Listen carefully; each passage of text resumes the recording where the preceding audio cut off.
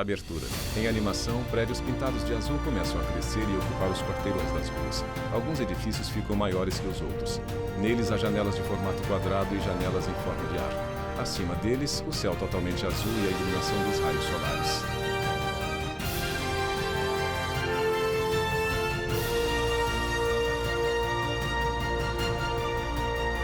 No centro, em fundo laranja e letras brancas em caixa alta, a cidade é nossa. Sequência de imagens. Em Brasília, Torre de TV, Catedral e o Estádio Nacional. Em São Paulo, Ponte Estaiada.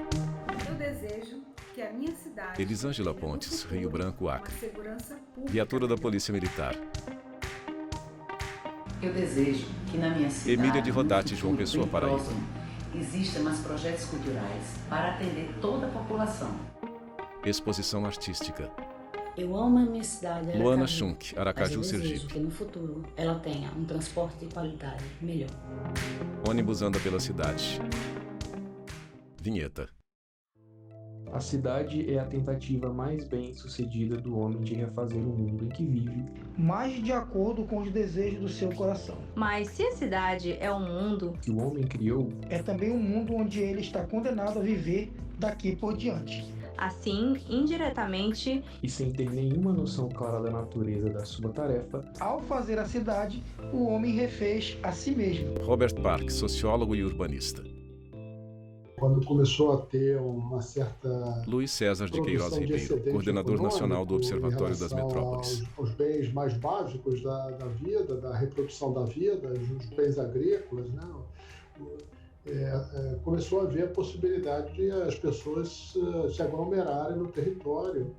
E aí vai surgindo esse fenômeno que a gente chama da cidade. Então a cidade nasce disso, nasce dessa junção das pessoas num determinado território, né? Por diversas razões. Às vezes pode ser uma razão de defesa do território, outra razão pode ser até religiosa, a concentração de uma prática de crença religiosa, pode ser política também, a construção de um poder político mais centralizado do que existia anteriormente, né? E, evidentemente, também econômica. Vinheta. As primeiras cidades surgiram há cerca de 5.000 anos na Mesopotâmia, território hoje ocupado pelo Iraque. Com a Revolução Industrial, o movimento de urbanização se intensificou. A gente teve uma virada na década Daniele de 80, quando as cidades passam a ter mais população do que a zona rural, e isso trouxe um impacto muito grande para as cidades, porque a grande maioria das cidades brasileiras não estavam planejadas para isso, para absorver essa população. Então, aumentou as áreas de precariedade das cidades, né? As áreas vulneráveis. Então a gente teve um aumento muito grande das periferias, das favelas nas cidades brasileiras, né? E sem a devida infraestrutura para acolher essa população nas cidades. A cidade, primeiro, ela tem que ser Alberto Paranhos, diretor do Instituto de Pesquisa e Planejamento todas as cidades brasileiras, política. me arrisco até dizer cidades do nosso ambiente latino-americano, todas elas têm partes boas de morar e partes ruins de morar. Então, uma das características das nossas cidades é a desigualdade territorial. Acredito que uma das metas do planejamento deveria ser reduzir essa desigualdade territorial, que ficou mais escancarada ainda com a história da pandemia, né? A gente tem quase 6.000 municípios no Brasil que são muito diferentes. A gente tem municípios pequenos que são muito empobrecidos, então que eles acabam não fornecendo uma qualidade de vida para o cidadão tão adequada, porque apesar de serem pequenos, com pouca população, eles acabam não tendo infraestrutura adequada para a população, esgotamento sanitário, né, água encanada, iluminação. Ao mesmo tempo, esse também é um problema das grandes cidades. E nas grandes cidades, obviamente, os problemas se aumentam, né? Nós temos as chamadas políticas urbanas, que são as políticas públicas dirigidas à gestão da cidade.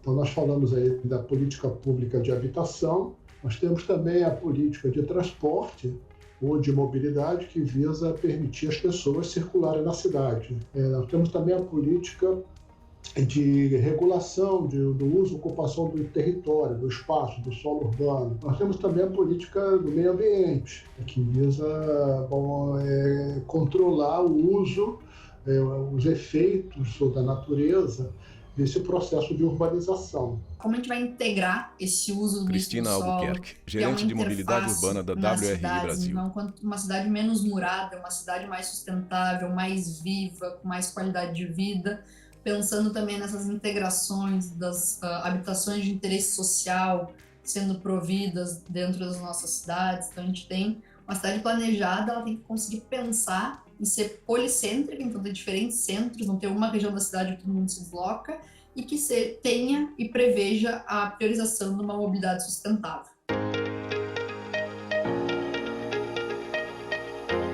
O direito à cidade, ele traz a ideia de um direito coletivo, Sabrina que Dorigon, engloba, advogada. então, uma série de direitos, né? Alguns desses direitos estão previstos no artigo 6º, né, da Constituição Federal, que a gente trata dos direitos sociais.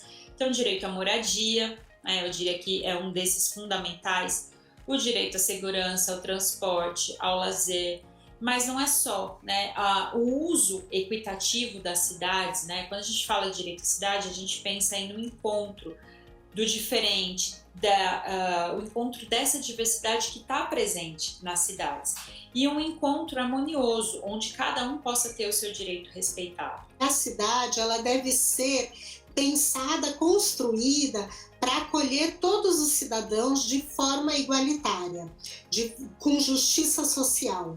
Então, que todas as raças, credos, Daniele Clintovitz, coordenadora-geral do Instituto qualidade Polis. de renda, Vinheta. Em da fundo com população, prédios homens, azuis, letras brancas mulheres, e em caixa alta, gêneros o direito à diferenciados, cidade. eles sejam acolhidos de forma diferenciada na cidade. Tem o bem-estar social e tem o bem-estar Luiz urbano. César de Queiroz Ou Ribeiro, seja, o coordenador bem-estar nacional que do você Observatório das Metrópoles. alcança por acessar a esses recursos que são necessários à vida na condição urbana, né?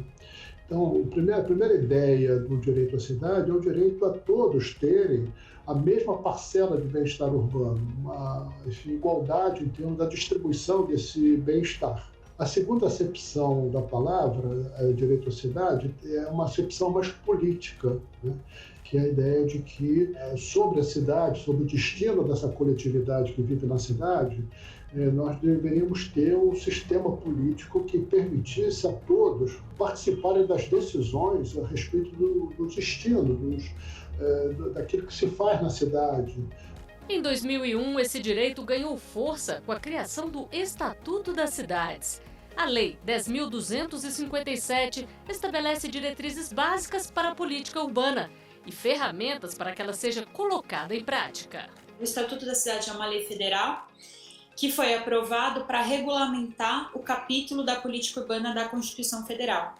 Então, ele regulamenta os artigos 182 e 183, e ele trouxe aí uma série de regulamentações, né, a nível federal, e diversas obrigações, estabelecendo algumas responsabilidades para os municípios. Politicamente, foi um grande avanço a gente ter uma lei federal. E essa lei federal, inclusive, ela trouxe tantos pontos relevantes que ela recebeu inúmeras premiações internacionais. É uma conquista que tivemos a partir da Constituição de 1988, que criou uma série de princípios e instrumentos, né, que orientam as intervenções públicas no sentido de enfrentar esses problemas urbanos, especialmente aqueles decorrentes das desigualdades sociais e as desigualdades urbanas.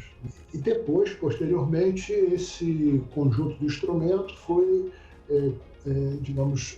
regulado pelo Estatuto da Cidade, e outros instrumentos e princípios foram adicionados, criando um marco regulatório muito importante em termos de incentivar um planejamento da cidade que enfrente esses problemas. O Estatuto deixou a critério dos municípios definir como se cumpre a função social da propriedade. Então, essa lei municipal que vai dizer o que deve e o que não deve ser realizado em cada localização, em cada situação. O segundo bloco foi trazer uma ideia da gestão democrática da cidade. Então, a partir do quê? De órgãos colegiados, de debates públicos, de audiências, conferências, iniciativa popular de projeto de lei.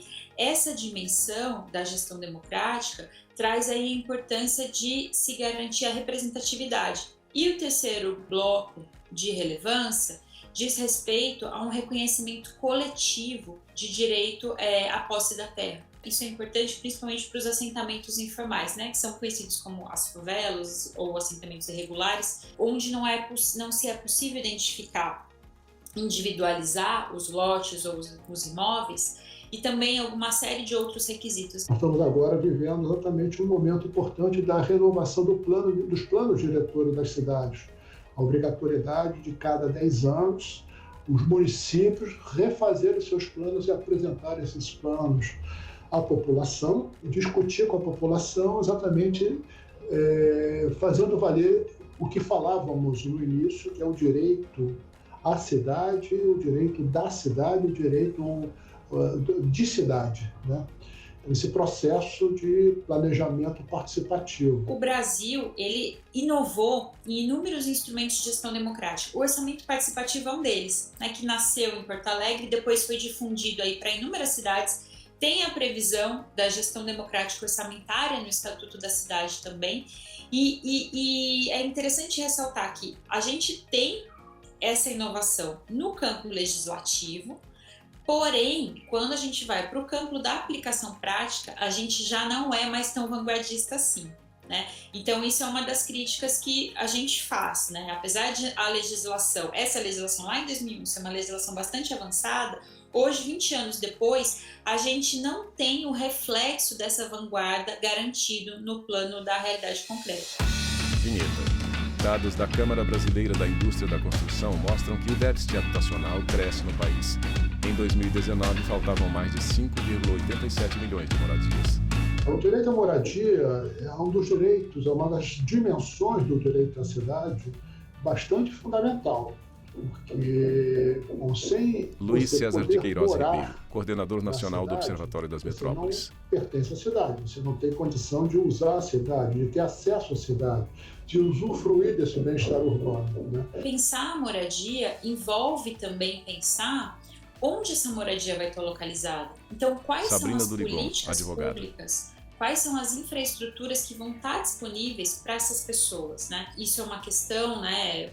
Pensar qual é o local da cidade onde essas pessoas vão poder habitar, porque a questão central da moradia é o preço do solo, né? O que torna a moradia cara não é a construção em si, mas é o solo, a infraestrutura que está ali agregada àquele terreno. E um dos problemas é que os programas de moradia que a gente tem aqui no Brasil, a maior parte deles é voltada para a questão da propriedade, da garantia do direito de propriedade. E é importantíssimo a gente distinguir que moradia é diferente de propriedade. A gente costuma dizer que o direito à moradia é uma porta de entrada aos outros direitos, né? Porque sem moradia, as pessoas não conseguem nem se cadastrar no sistema de saúde, no sistema de educação. Então, a falta de moradia, além de retirar o próprio direito à moradia e trazer várias precariedades para a própria vida da pessoa, ela retira essa pessoa dos direitos do cidadão. Então é fundamental a gente pensar na questão da habitação. Vinheta. Em fundo com prédios azuis, letras brancas e em caixa alta, desafios. O censo 2010 mostrou que só 33% da nossa população tem esgotamento sanitário nos seus domicílios, né? É muito pouco, é 1/3 da população. A gente tem que ter um esforço maciço de implantação de infraestrutura, mas não só para retirar os dejetos de dentro dos domicílios, mas também para tratar esses dejetos, para que eles não poluam nossa natureza. Desigualdade é, sem dúvida nenhuma, o tema assim, mais central da cidade. Dentro disso, bom, nós temos o problema habitacional, desigualdade habitacional, mas a desigualdade também de mobilidade da população no território da cidade, né? Então, um problema que se expressa no encarecimento dessa mobilidade, impedindo as pessoas de circularem livremente, a busca do emprego, enfim, do consumo, da escolaridade, etc. Além do problema do preço, né, do encarecimento, né, você tem o problema também da qualidade dessa mobilidade. Né? Quer dizer, você tem uma parte da população que não tem acesso a uma mobilidade coletiva e de massa que permita essa mobilidade ser realizada de maneira eficiente e confortável. A questão da mobilidade, ela influencia em todos os aspectos da vida cotidiana do cidadão. Ela influencia no trabalho. Muitas pessoas têm trabalho informal nas cidades brasileiras. E essas pessoas que têm trabalho informal, elas têm que arcar com o próprio custo do transporte.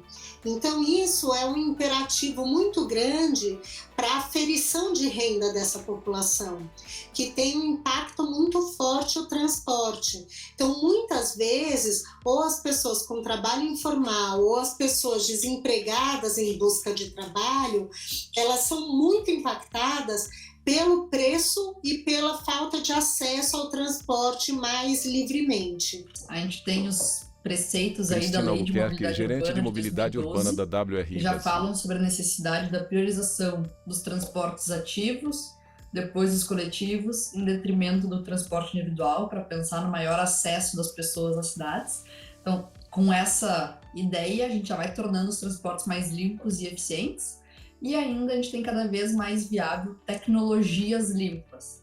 E quando a gente está falando dos sistemas de transporte coletivo, a gente fala da eletrificação das frotas, que hoje é a tecnologia mais madura que a gente tem de zero emissões ao longo da operação dos sistemas de transporte. A gente tem os dados da Organização Mundial da Saúde que estimam que no Brasil aproximadamente 51 mil pessoas morrem ocasionadas por poluição do ar.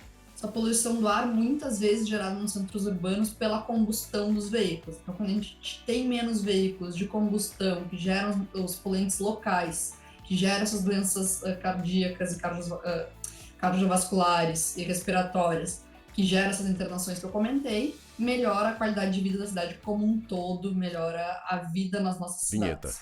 Em fundo com prédios azuis, letras brancas em caixa alta, o que torna uma cidade exemplar. São cidades que já resolveram os problemas básicos: habitação, transporte, mobilidade, saneamento, água, esgoto, lixo, né?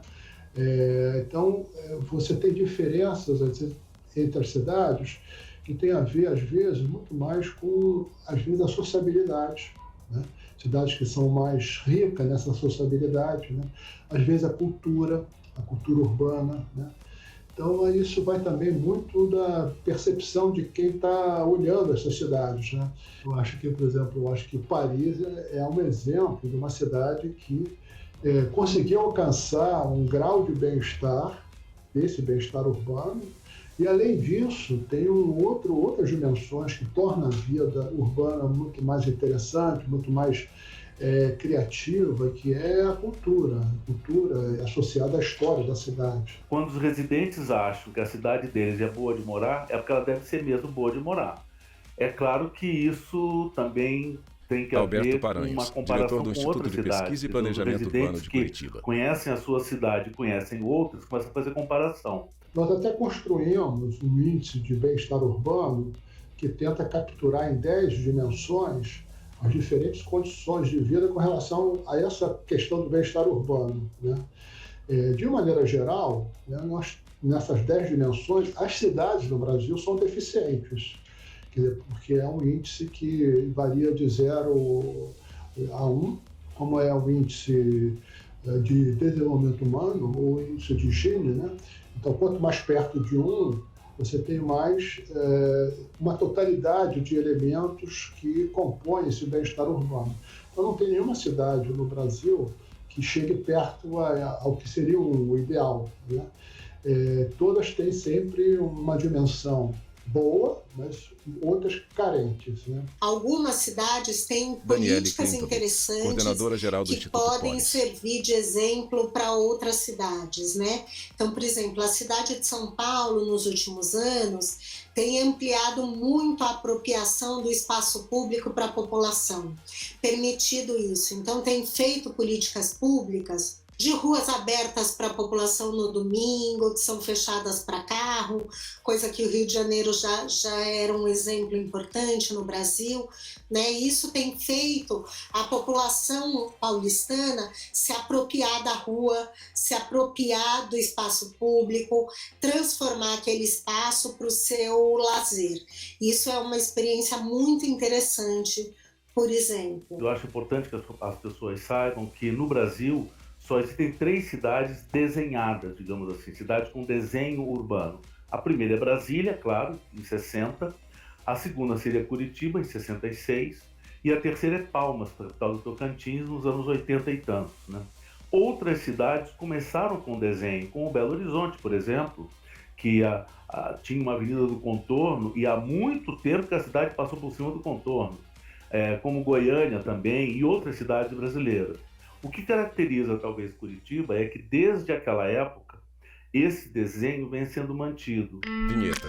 Curitiba, no Paraná, garantiu o primeiro lugar no ranking Connected Smart City 2019 pelo planejamento urbano inovador que possibilita mobilidade e beneficia estratégias de comunicação para a população.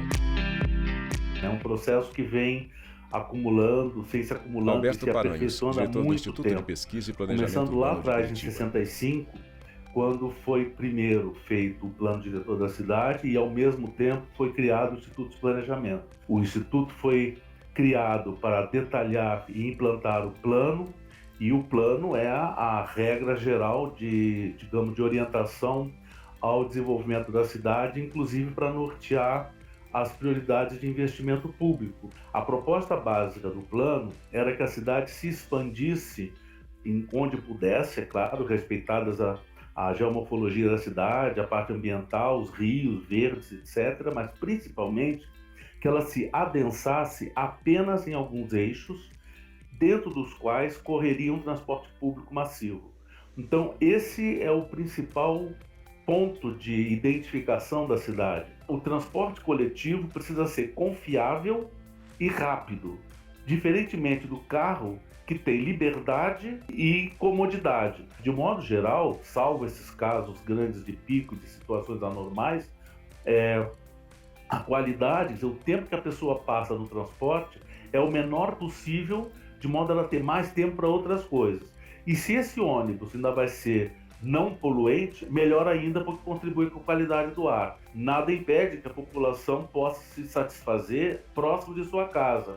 Essa é uma outra regra que nós temos dentro da legislação de zoneamento de uso do solo, que já vinha sendo praticado lá atrás em 70, que era reclassificar os usos do solo de modo a que os pequenos negócios, né, as coisas de pequeno porte, de ação imediata em relação à casa, tipo padaria, confeitaria, hortifruti granjeiro, café e outras coisas assim que você precisa todo dia, se forem de pequeno porte, de até 400 metros quadrados, pode ficar em qualquer lugar da cidade. A intenção é aquela história de valorizar o bairro, fazer com que a pessoa que quiser ficar dentro do bairro e não precisar sair do bairro, não saia. Eu acho que essa é a principal característica dessa evolução. É a gente ter continuidade, sem continuismo, mas o desenho ser mantido reiteradamente, muita discussão com a população e, ao mesmo tempo, claro, reconhecimento da própria população. O reconhecimento externo é bem-vindo, é interessante, mas o mais importante é o reconhecimento de quem mora aqui, vive aqui, paga os impostos aqui. Vinheta. Entre prédios azuis e fundo laranja, com letras em caixa alta, no Planalto Central, Brasília, cidade planejada por Lúcio Costa e Oscar Niemeyer.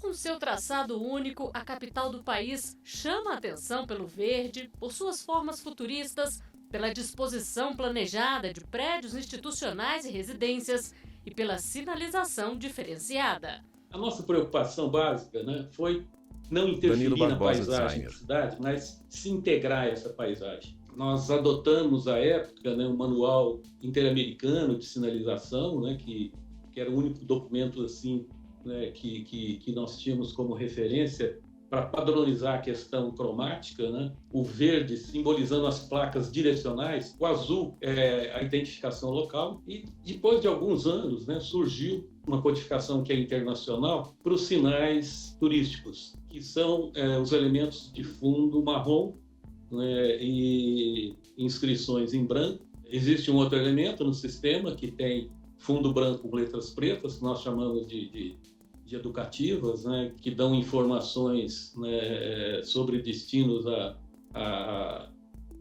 que o usuário está procurando. Nós fizemos a sinalização não só para o motorista, mas também para o pedestre. Se você observar pela cidade, né, você tem mapas de pedestre em todos os setores que eles se dirigem, em todas as superquadras, né? Então, o pedestre, né, circulando pela cidade também, né, mereceu essa atenção, né? O que ficou de importante, digamos, nessa experiência, né, é exatamente, né, essa questão da equipe, né, entender realmente, né, o que se pretendia, né, com a implantação de Brasília, né? Nós tivemos até um reconhecimento internacional dessa proposta nossa da sinalização. Em 2012, né, nós tivemos uma das peças, né, representando a sinalização incorporadas ao acervo permanente do Museu de Arte Moderna de Nova York, né? De sinalização urbana, né? É o único projeto até hoje aceito pelo MoMA de Nova York. Vinheta. Com a palavra, o cidadão. O que você gosta na sua cidade? Tem uma infraestrutura moderna, adequada, mas Alex Oliveira de Abreu, Pinhais, Paraná. De vida, por morar aqui, por ter esses parques, por ter academias ao ar livre, por ter bosques, a gente realmente consegue ter uma qualidade de vida melhor. Temos mais de 1000 fábricas e indústrias dentro da cidade. Isso favorece principalmente para os moradores que aqui estão, porque não precisam se deslocar para outras cidades para ter que trabalhar, né? Então a própria cidade consegue ser autossustentável também em emprego. É um povoado muito bom, todo mundo conhece. Maridilza Leão, Santo Antônio, Bahia. É muito calmo, a gente costuma ficar na frente da casa, à tardezinha, batendo papo. Tem muitas vantagens, porém tem muitas desvantagens também. O mais difícil é quando se trata de saúde, porque a gente tem que estar preparado para, se precisar, sair correndo e esperar chegar até Feira de Santana. Para quem quer estudar, quem sonha com faculdade, na minha cidade não tem que ir embora para Feira de Santana. Trabalho também é muito difícil. Vinheta. A cidade é nossa? A cidade é nossa, a cidade é de todo cidadão. Daniele Clinton, e o fundamental é que o cidadão se aproprie da cidade. Tem muitos estudos mostrando que quanto mais a gente tenha políticas públicas efetivas, mais o cidadão se apropria. A população entende que ela está recebendo do poder público um espaço de qualidade e ela deve manter aquele espaço. A boa cidade do futuro é aquela que as pessoas, primeiro, Alberto Paranhos, podem se diretor do Instituto de Pesquisa e Planejamento humanos, Urbano, né, de Curitiba. desenvolverem toda a sua capacidade, contribuírem com a sua capacidade para a melhoria das outras pessoas e dos espaços públicos que estão à volta, que essa pessoa usa, e que no final das contas possam ser pessoas plenas dentro desse espaço urbano. Uma cidade boa de se viver, para mim, acho que é uma cidade que todas as pessoas têm acesso às suas oportunidades, que elas não são limitadas a estes acessos pela maneira que a cidade cresceu e pelas opções de mobilidade que essas pessoas têm acesso. A cidade é fundamental para a sua qualidade de vida cotidiana. E como a transformação da cidade depende de políticas públicas efetivas, eficientes. Então eu acho que cada vez mais a população vai estar entendendo esse aspecto e cobrando, fazendo pressão. Ainda falta muito, mas que cada vez mais a gente tem tido reivindicações e tem tido uma população consciente de que o direito à cidade é fundamental e como conquistá-lo. Créditos finais, roteiro e edição Flávio Metzger, produção Luciano Matos, assistentes de produção Ana Rita Almeida e Luciano Ribeiro, imagens Lúcio Ribeiro, assistência técnica Flávio Ribeiro, montagem e finalização Rafael Duarte, direção de arte Sérgio Coelho, videografia Leonardo Veloso, agradecimentos Agência Brasília, BBC.